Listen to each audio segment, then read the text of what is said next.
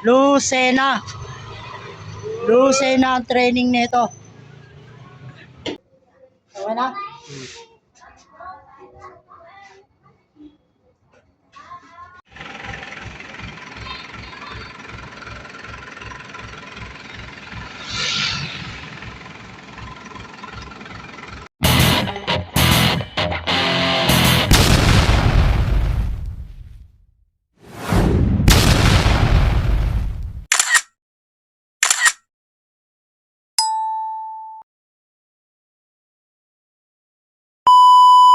Good morning mga kaibon, mga Stanley Boys. So yun, ngayong araw na to ay may training tayo. Bali, 6 yung niload ko.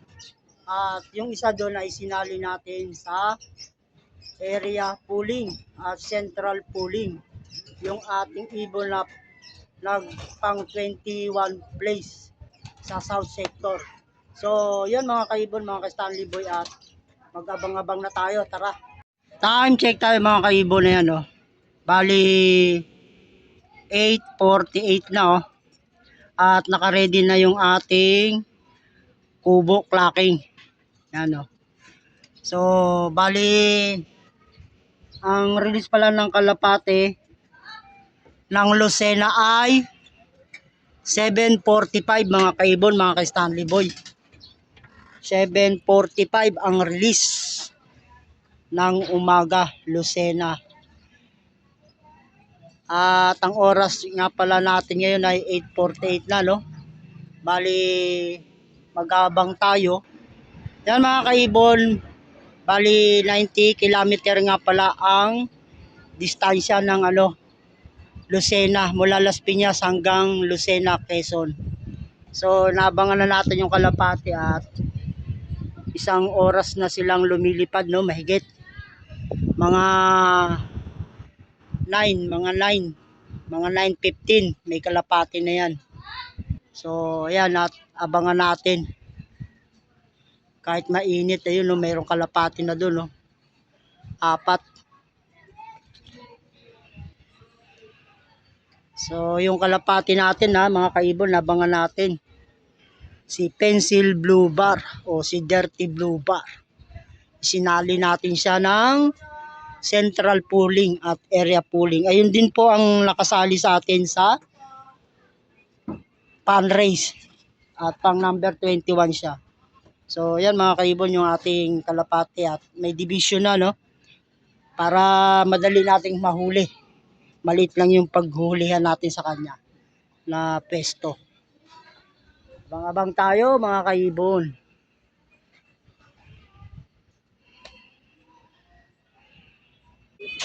Ito na mga kaibon, mga ka-Stanley Boy, meron akong kalapati, oh. Sa dalawa,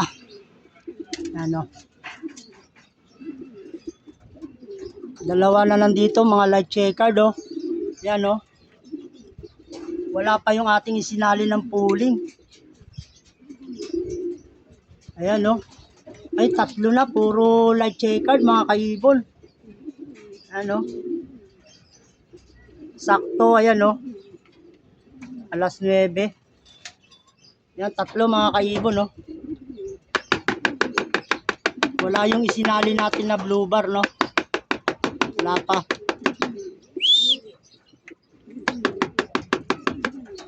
Yan. Sakto 9:00, meron na tayong 3 ibon. Yung isinali natin, wala. Ayan, no? Puro magkakapatid yung nauna. 3. Yung isinali natin, wala pa. Sakto 9:00, nandito na sila mga ka-Stanley Boy, oh. Mga kaibon. 3 magkakapatid, yung isinali natin, wala. Naku, yari. Dapat ayun ang nauna. Ayun pa naman yung kasali natin sa sa pan race. At wala siya. Wala pa yung ating kasali sa area pooling mga kaibon. Naku po. Puro nauna dito mga barako, 3.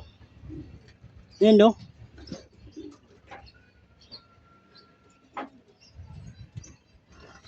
Yung ating sinali, wala pa. Nasaan na kaya yun? Patay.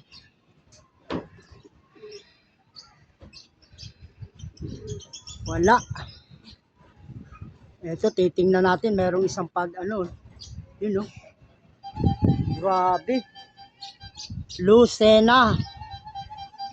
Lucena po ang training natin, 90 kilometer. At wala pa yung isinali natin sa central pooling.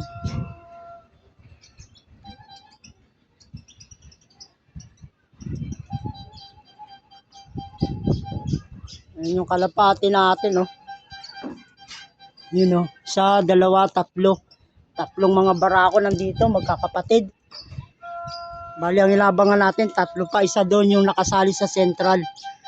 At nakasali din yun sa pan race.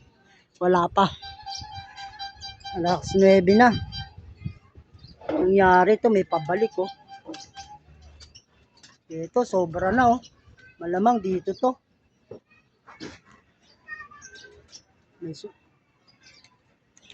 Yan, oh, mga kaibon. Ito yung ating checkered white feather, yung anak ng ating bagong breeder. Galing na ng norte. Wala yung ating isinali sa pooling. Nangyari. Sinali natin sa pooling, oh, mga kaibon, oh, kararating lang, oh.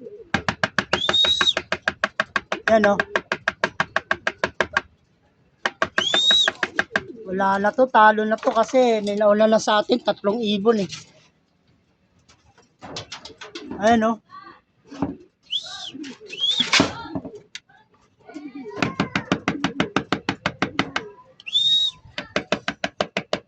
Ay, mga kaibon, oh. Nakadapo lang siya sa poste.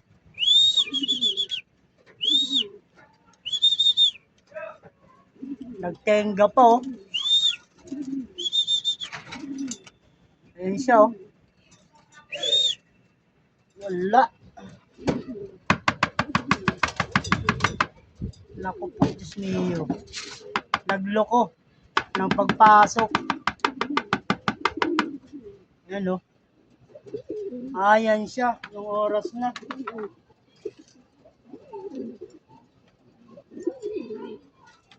Wala na.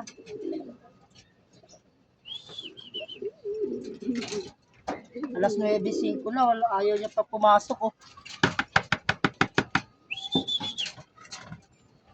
Hindi natin ng patuka para pumasok. Ayan. Ayan. Pasok, pasok. Ayan pa yung isa, oh. Ayan na, mga kaibong, kompleto na yung kalapati natin. Ayan yung ating isinali, si Pencil Bloomer, oh. Ayaw pa pumasok, oh.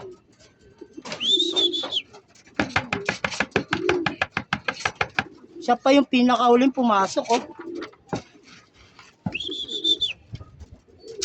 So yan, mga kaibon, ikaklak lang natin siya, no. Yan, mga kaibon, no.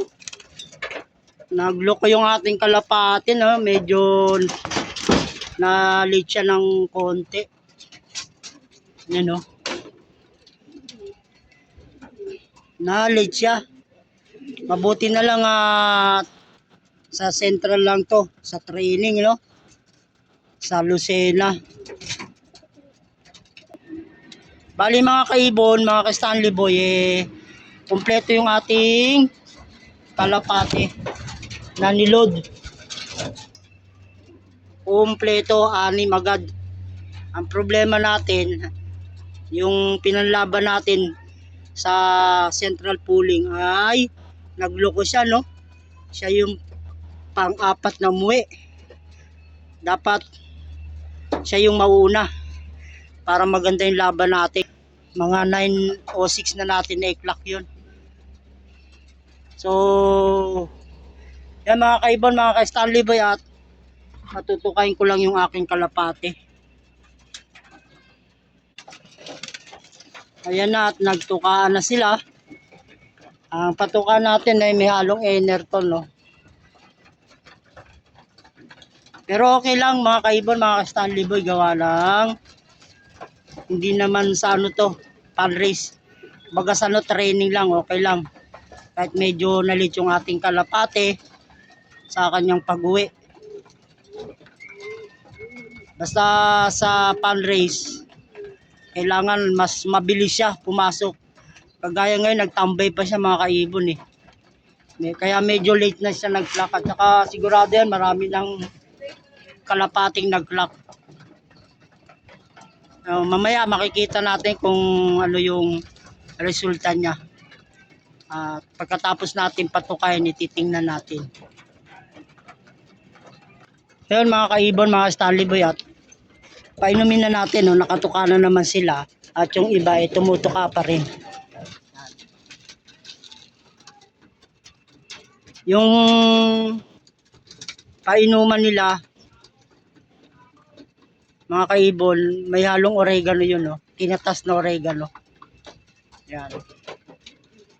6, kumpleto agad, no?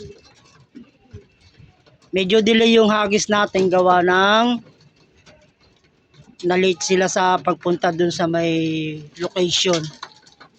Alas 7:45 na i-release yung kalapate. Pero ganun pa man, naihagis nila dun sa tamang paghagisan. Lucena, 90 km. So yan mga kaibon, mga ka-Stanley Boy, at ayan, natuka pa sila. At tingnan natin yung resulta ng ating ibon ay sinali sa central pooling kung pang ilan siya. At isinali rin natin siya sa area pooling sa ating tramo. At yan mga kaibon, no? Mga ka-Stanley Boy, pang number 75 tayo sa clocking ng south sector. Bali 1110 yung kanyang speed. So yun, mabuti na lang at hindi na tiyempo sa pan race, no? Medyo nahuli yung ating ibon.